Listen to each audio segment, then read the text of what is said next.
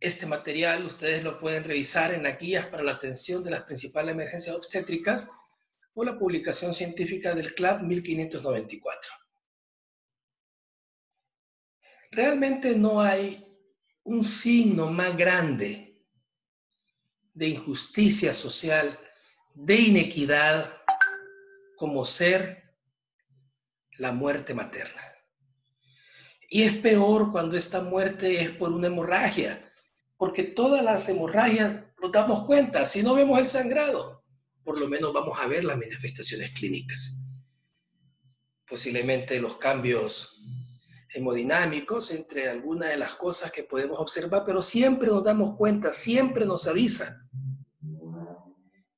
Podemos hablar de un montón de entidades que caen en el concepto de una hemorragia anteparto, pero vamos a hablar particularmente de 3, porque entre sí conforman un gran porcentaje de las causas de muerte materna por hemorragia anteparto.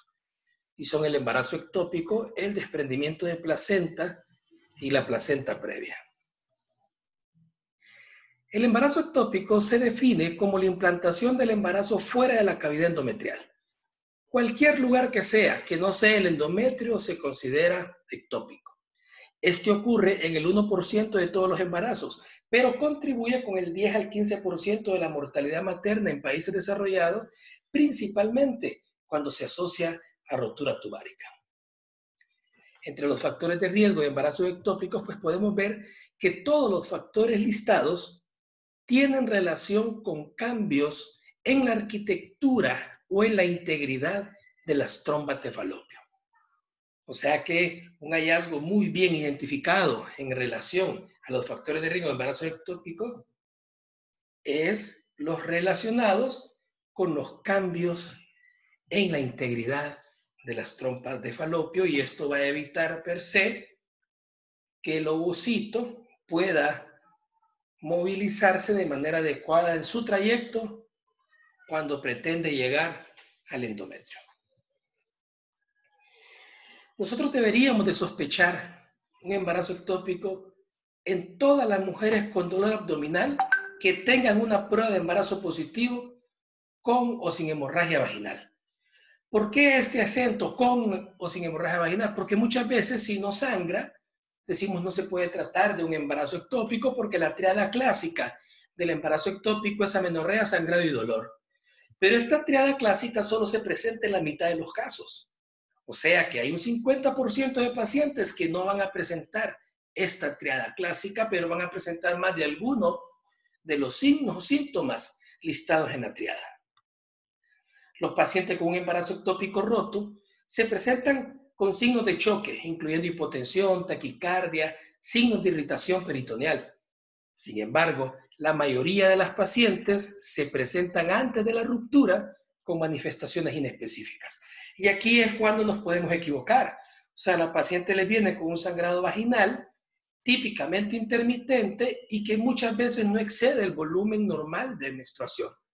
O sea que, y además que como coincide o puede coincidir o estar cerca de los días que la mujer espera la menstruación, ella lo puede confundir con su menstruación. Entonces, esta mujer con un sangrado muy parecido a la menstruación, con dolor pélvico, con un dolor abdominal tipo cólico, puede presentar incluso dispepsia, le evalúa, no señora, no se preocupe, vaya para su casa, tome este analgésico, no es nada. No, hay que pensar que podría tratarse de un embarazo ectópico. Para esto tenemos algunos apoyos clínicos y paraclínicos. Por ejemplo, el principal de todos, la prueba de embarazo cuantitativa, o sea, la fracción beta de la gonadotropina coriónica humana y su comportamiento nos pueden indicar de manera muy certera que es un embarazo ectópico. También tenemos que nos puede ayudar el ultrasonido, la cultocentesis, la laparoscopía, entre las pruebas que podemos realizar. ¿Cómo nos sirve la fracción beta de la gonadotropina coriónica? Las mujeres que cursan con un embarazo ectópico tienden a tener niveles más bajos de gonadotropina que aquellas con embarazos intrauterinos. O sea, cuando el embarazo está vivo, la gonadotropina siempre va a ir aumentando. Lo único que en el embarazo ectópico aumenta menos de lo que nosotros esperamos. Entonces, la valoración de este comportamiento es el que nos puede indicar a nosotros que estamos o no ante un embarazo ectópico. En el embarazo normal, las concentraciones de gonadotropina coriónica en el primer trimestre aumentan rápidamente, tanto así que se duplican cada 2 días o cada 48 horas. Por ejemplo, si yo tengo 2000 hoy, el martes yo esperaría tener 4000.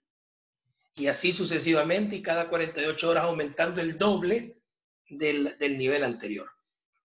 Es así que los niveles séricos de gonadotropina coriónica medidos cada 48 horas nos pueden contribuir al diagnóstico del embarazo ectópico. Una elevación en la concentración de gonadotropina coriónica menor al 66% nos hace un probable diagnóstico. Entonces, por ejemplo, yo tengo una paciente que me llega a la consulta embarazada, le hago un ultrasonido, no le miro saco gestacional, tengo que pensar que es un ectópico. Obligatoriamente. Entonces, le mando a hacer una fracción beta-gonadotropina y me sale 1000. Le repito otra 2 días después. Yo esperaría que lo mínimo que me saliera fueran 1660, porque ese es el 66% de 1000. Entonces resulta que me sale 2000. Bueno, está. ¿Qué puedo decir? Es un embarazo temprano, por eso no veo el saco. Pero me sale 1500. Aumentó 500, pero aumentó menos del 66%. Tengo que sospechar un ectópico. Pero en vez de 1000, me salen 900. Lo más seguro es que es un aborto. Esa es la evaluación que nosotros tenemos que hacer del comportamiento de la gonadotropina coriónica. Si la gonadotropina coriónica disminuye 48 horas después, seguro es un aborto. Si aumenta menos del 66, muy probablemente sea un embarazo ectópico. Si aumenta más del 66, lo más seguro es que sea un embarazo que está bien, pero es muy temprano y por eso no observamos las características naturales del embarazo. El ultrasonido pues nos ayuda bastante también y nosotros debemos sospecharlo en algunas circunstancias particulares. Primero, que miremos una masa anexial no quística. ¿Por qué no quística? Porque si nosotros miramos un quiste simple o una masa quística en uno de los ovarios, muy probablemente se deba al cuerpo lúteo. No tenemos que hacerle nada, pero si vemos una masa que es sólida o una masa que es sólido quística, hay que sospechar un embarazo ectópico, porque no se comporta así el cuerpo lúteo. Ahora, ¿cuándo nos sirve también el ultrasonido? En el caso que acabo de mencionar, prueba de embarazo positiva y ausencia de saco gestacional. Tenemos que buscar un ectópico obligatoriamente. Y ojo con este tercer punto, 35% de los embarazos ectópicos no muestran anormalidades anexiales. Así que ustedes tengan un ultrasonido que les dice ultrasonido pélvico normal, no necesariamente está normal. Tenemos que hacer una correlación clínica y laboratorial para poderle decir con certeza a la paciente que su embarazo está normal. En el 95 al 97% de los casos, la implantación ectópica ocurre en la trompa. El embarazo tubárico, la localización más frecuente es en la ampolla. El ísmico ocurre en 12% seguido del fimbrial y el intersticial con un 5 y un 2% de los casos respectivamente.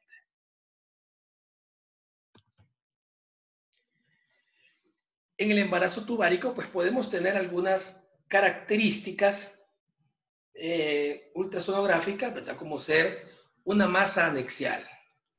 Por ejemplo, ven ustedes aquí, van a ver aquí a la izquierda el útero, el que tiene el nombre de útero, aquí la reacción decidual, y aquí al lado una masa sólida, miren, sólida además de líquido libre o hemorragia pélvica, esto negrito que está arriba de la masa, y en los ultrasonidos que tenemos un Doppler, pues podemos observar el signo de anillo de fuego tubárico. El embarazo intersticial, que es uno de los más peligrosos, este embarazo, vamos a ver un embarazo localizado excéntricamente. Entonces miramos el útero y en medio el endometrio, que es el CU, y al lado miramos la masa con un saco gestacional incluso adentro un saco vitelino, y lo vemos aquí, este signo que se llama signo de línea intersticial, y un miometrio delgado, este miometrio que rodea aquí. Es un embarazo que está en el intersticio, en el pedacito de trompa que entra al útero. Es uno de los embarazos ectópicos más peligrosos que hay. Esta es otra imagen de este mismo embarazo, ¿verdad? Ustedes lo ven ahí en el cuerno, miran el endometrio, el útero, y a un lado del útero, el embarazo, en la trompa, en el cuerno, en el pedacito de trompa que entra al útero. Ojalá se viera así. Y pongo el dibujo como está en el libro de su William para que entendamos bien cuál es el embarazo intersticial, en el pedacito de trompa que entra al miometrio. El embarazo ovárico, pues en este generalmente los niveles de gonadotropina son más aumentados, más de 1000. Con un ultrasonido de una buena calidad podemos observar unas trompas de falopio normales, podemos ver el saco gestacional dentro del ovario, algunas veces vellosidades, y aquí pues vamos a ver el útero en medio del endometrio, el ovario y el líquido libre en el saco de Douglas, que obviamente es sangre. En el embarazo cervical, pues aquí vamos a ver un flujo trofoblástico alrededor del saco gestacional del cérvix, una línea endometrial normal, un saco gestacional dentro del cérvix y algunas veces podemos ver actividad cardíaca y el signo que se llama útero en forma de reloj de arena. Ven aquí el útero, ¿verdad? El saco gestacional en el cérvix, incluso adentro del saco miramos saco vitelino y el signo que se llama útero en forma de reloj de arena, que es un signo ultrasonográfico de embarazos ectópicos cervical. Esta es otra imagen de este mismo embarazo cervical. Vemos el endometrio que está con las flechas ahí, una línea endometrial normal, y el embarazo está en el cérvix, que es con la flecha en negro que está ahí. También está el embarazo abdominal, que aquí lo que vamos a ver es un útero sin saco gestacional y un saco gestacional localizado en la cavidad abdominal. Este es el único embarazo ectópico que se ha documentado que puede llegar al término. Claro, si no nos damos cuenta, porque en el momento que nos demos cuenta que está fuera de la matriz hay que sacarlo. Pero este embarazo en teoría sí puede llegar al término, principalmente cuando esa placenta se inserta en órganos no vitales como el epiplón. Estos embarazos frecuentemente llegan al término. Hay 3 tipos de tratamiento del embarazo ectópico. Está el tratamiento expectante, el tratamiento quirúrgico y el tratamiento médico. El tratamiento expectante es uno que solo vamos a ver, solo lo vamos a observar, solo vamos a estar de espectadores. ¿Cuándo lo podemos dar? Cuando no hay evidencia de ruptura tubárica, cuando el dolor sea mínimo o no haya dolor y ni haya sangrado, la paciente tiene que estar hospitalizada y los niveles de gonadotropina crónicos tienen que ser menores de 1000 miliunidades por litro. La masa anexial tiene que ser menos de 3 centímetros o una masa que no logremos detectar, ver. Y no tiene que haber latido cardíaco, porque si hay latido cardíaco, no le puede dar un manejo expectante, porque si el embrión está vivo, va a seguir creciendo y va a romper el órgano donde se ha implantado. El tratamiento quirúrgico, pues lo hemos destinado para pacientes con inestabilidad hemodinámica, con signos de hemoperitoneo, masa anexial de gran tamaño, niveles altos de gonadotropina y actividad cardíaca del embrión, o sea, el bebé vivo. El tratamiento tiene que ser quirúrgico.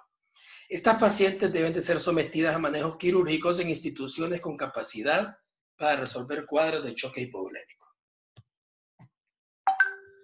En este tratamiento quirúrgico entra también el manejo del embarazo abdominal y eso pues van a ver que es un ejemplo de esto. Miren la vejiga, arriba de la vejiga el útero y la placenta insertada en el útero. El útero es un órgano no vital, o sea que en ese caso, si ese niño llega al término, hay que sacar la placenta con todo y órgano, o sea, habría que hacer una histerectomía. Entonces, en el embarazo abdominal está indicada la laparotomía para extracción del feto. Si la placenta se encuentra insertada en un órgano no vital como el epiplón o como en la imagen que está el útero, se debe resecar el órgano con la placenta in situ. Si la placenta se encuentra insertada en el intestino delgado, grueso u otro órgano vital, se debe seccionar el cordón umbilical proximal a la placenta y dejarla en el sitio de implantación para luego dar tratamiento con metotrexate. En el embarazo intersticial, que es el que les comenté hace un rato que era bastante peligroso, hay que hacer una resección quirúrgica con cuña de una porción del miometrio, una salpingectomía ipsilateral, y se puede conservar el ovario si no tuviese algún tipo de afectación. El manejo del embarazo ectópico ovárico, pues aquí se hace una resección parcial o total del ovario comprometido. En el caso del tratamiento médico, pues el objetivo del tratamiento médico con metotrexate es conservar la trompa funcionante y evitar los riesgos y costos del tratamiento quirúrgico. Se puede realizar de tres maneras: una dosis única, una dosis variable y una inyección directa en el sitio de implantación. ¿Cuándo podemos dar un tratamiento con metotrexate? Cuando tenemos una masa anexial menor de 3 centímetros, que la paciente tenga el deseo de fertilidad futura. También se puede dar cuando la fracción beta de una gonadotropina coriónica esté estable en aumento después de un legrado curetaje, con un pico máximo menor de 15.000 miliunidades por litro. Que no haya una hemorragia activa, que haya estabilidad hemodinámica, que haya una visualización laparoscópica completa del ectópico, que haya normalidad en las enzimas hepáticas y del hemograma, y en algunos casos seleccionados de embarazo cervical y curnal. ¿Cuáles son las contraindicaciones del tratamiento con metotrexate? Que la paciente tenga una disfunción hepática, una TGO del doble de lo normal, que tenga una enfermedad renal, una creatinina arriba de 1.5, una úlcera péptica activa, discrasia sanguínea con leucocitos menores de 3.000 o plaquetas menores de 100, y que no podamos darle un seguimiento adecuado a la paciente. Siempre tenemos que hacer algunos estudios antes de decidir hacer este tratamiento médico. Vamos a hacer hemogramas, las pruebas de función hepática y renal. Tenemos que tener una medición basal de la gonadotropina coriónica humana, y tenemos que tener de base también un ultrasonido transvaginal. Entonces, el tratamiento de dosis única, pues hablamos de un día cero, que es el día que le vamos a colocar el metotrexate, y se coloca una dosis de 1 miligramo por kilo intramuscular, única dosis. Esto es exitoso en el 87% de los casos. Y siempre que vayamos a dar un tratamiento médico, si la paciente es RH negativa, pues hay que dar su tratamiento con inmunoglobulina anti-D. Luego, a la semana, vamos a hacer una medición de la concentración de gonadotropina, vamos a realizar un ultrasonido, y se inyecta una segunda dosis solo si la fracción beta de la gonadotropina coriónica disminuye en menos del 25%. Pero si disminuye más del 25%, entonces vamos a seguir solo observando. Y cada semana le vamos a estar haciendo esta fracción beta de gonadotropina hasta que sea negativa o hasta que tenga niveles menores de 15 unidades internacionales por litro. Y cada vez vamos a hacer un ultrasonido transvaginal en cada sesión. En cualquier momento vamos a realizar una laparoscopía si la paciente presenta dolor abdominal severo, abdomen agudo, o si el ultrasonido confirma más de 100 ml de sangre en el abdomen. ¿Cuáles son los efectos adversos del metotrexate? Pues usualmente son leves y autolimitados. Van desde una estomatitis, conjuntivitis, puede haber pleuritis, alopecia, gastritis, enteritis, alteración de las enzimas hepáticas que se elevan estas, y supresión de la médula ósea en muy raras veces. Aproximadamente 30% de las pacientes tienen efectos adversos con una dosis única y 40% con múltiples dosis. También como tratamiento médico está el esquema de dosis variable. Esta igual se coloca 1 miligramo por kilo de metotrexate intramuscular en días alternos y se intercala con 0.1 miligramo por kilo de leucovorin de rescate intramuscular, hasta que se observe una respuesta consistente en la disminución de la gonadotropina coriónica al 15% en 48 horas o hasta que se administran 4 dosis. El metotrexate se coloca en los días 1, 3, 5 y 7 y el leucovorin en los días 2, 4, 6 y 8. Con este esquema se reportan las tasas más altas, con un éxito hasta un 93%, y las tasas de permeabilidad tubárica y fertilidad son similares a las del tratamiento quirúrgico conservador. Las tasas del ectópico subsecuente son muy bajas. También está la inyección directa en el sitio de implantación. Aquí, pues lo que vamos a hacer es colocar altas dosis de metotrexate en el sitio de implantación bajo una guía de ultrasonido de la laparoscopía.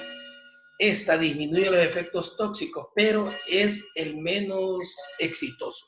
Tiene una tasa de éxito de 76% aproximadamente.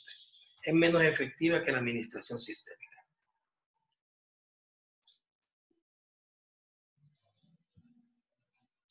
El otro ente, el que les dije que íbamos a hablar, era del abrupto placentario, llamado también desprendimiento prematuro de placenta normoinserta. Es la separación total o parcial del sitio de implantación antes del nacimiento del feto. Puede presentarse con sangrado entre las membranas y la decidua y a través del cérvix, o permanecer confinado al útero con sangrado por detrás de la placenta. Se presenta en 1% de todos los embarazos, pero contribuye con la mortalidad fetal en 1 en 500 a 750 nacimientos. La tasa de mortalidad perinatal de 119 por cada 1000 nacidos vivos, especialmente por prematurez. Conforman el 30% de las hemorragias de la primera mitad del embarazo y se asocian a una tasa de mortalidad materna del 1%. Está asociado, pero no limitado, a un incremento en la incidencia de coagulación intravascular diseminada, falla renal y la necesidad de transfusiones e histerectomía. Entre los factores predisponentes, pues tenemos el antecedente del desprendimiento, que tiene una recurrencia de 11% después de un episodio y 20% después de 2 episodios. La hipertensión inducida por el embarazo, que tiene una incidencia de 2.5 a 17.9%, mayor en preeclampsia severa temprana e hipertensión crónica. También la edad materna avanzada, la multiparidad, el parto prematuro y la ruptura prematura de membrana debido a la inflamación o descompresión súbita del útero, la sobredistensión uterina, la enfermedad vascular, anomalía o tumores uterinos, el tabaquismo, que está asociado a la necrosis tecidual, la hemorragia vellosa coriónica y la trombosis intervellosa. También como factores predisponentes, el consumo de alcohol, el consumo de cocaína y drogas vasoconstrictores, el trauma abdominal o manipulación uterina como la versión externa, el déficit de folato, las trombofilias y el cordón umbilical corto, como algunos de los factores predisponentes del desprendimiento prematuro de placenta normoinserta. Se clasifica por grados. Hablamos de un desprendimiento grado 0, el que es asintomático, un grado 1 o leve, un grado 2 moderado y un grado 3 o intenso. El grado 0 es asintomático. El diagnóstico es retrospectivo y por anatomía patológica. Generalmente es aquel parto que ustedes están atendiendo, nace el niño y en lo que nace el niño, ¡plum!, ahí viene atrás la placenta. Pero no hizo ningún signo el niño, no hizo sufrimiento, no hizo sangrado, no hizo hipertonía. Por eso le llamamos asintomático.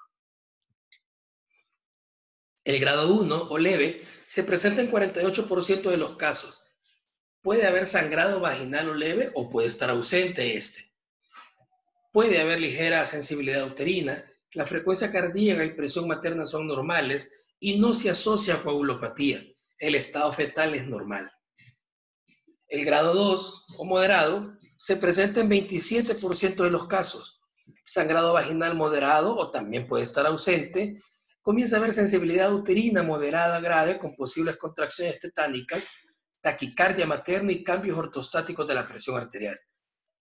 Puede haber sufrimiento fetal agudo, hipofibrinogenemia, fibrinógeno entre 150 y 250 miligramos por decilitro.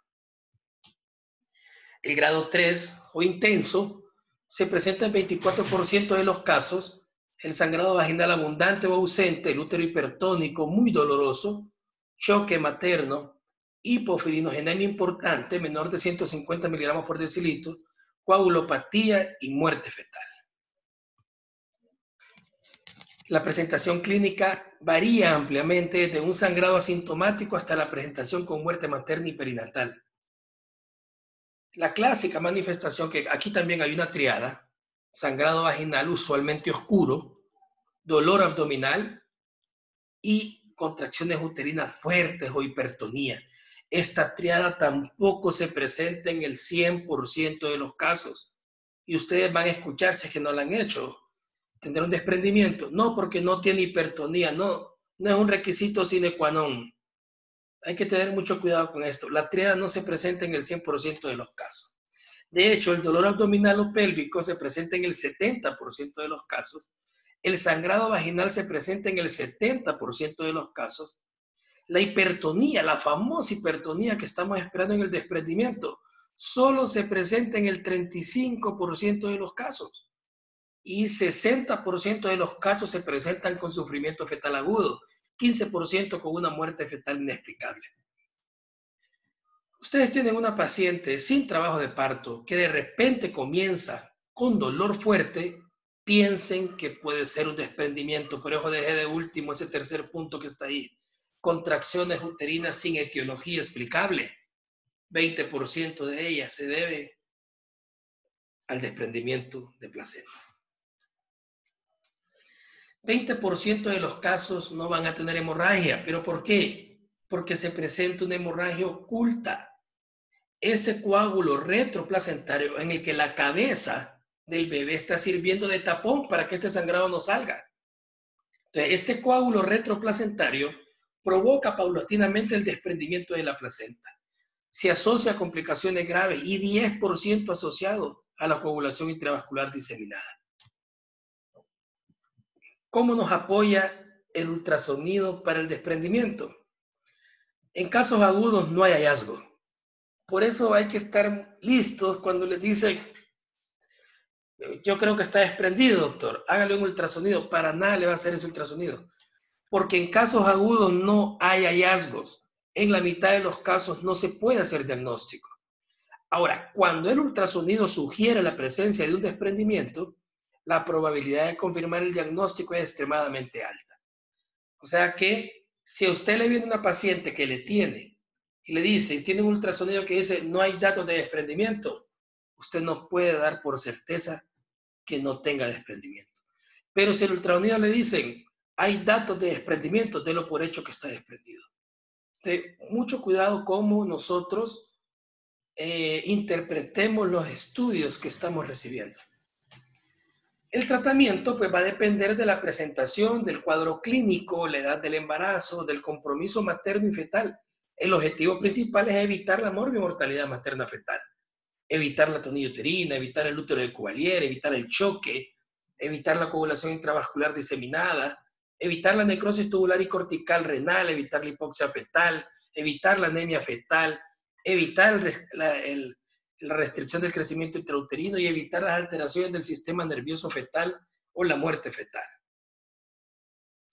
Este es el útero de Cuvalier, que es un útero infiltrado, o sea que recuerden aquel coágulo retroplacentario que vimos en la imagen, se empieza a infiltrar a través de la pared uterina del miometrio. Eso morado que ven en los cuernos son infiltraciones, lo que llamamos útero de Cuvalier. ¿Qué pasa con un útero de Cuvalier? La mayoría de ellos no se contraen y hay que hacerles histerectomía.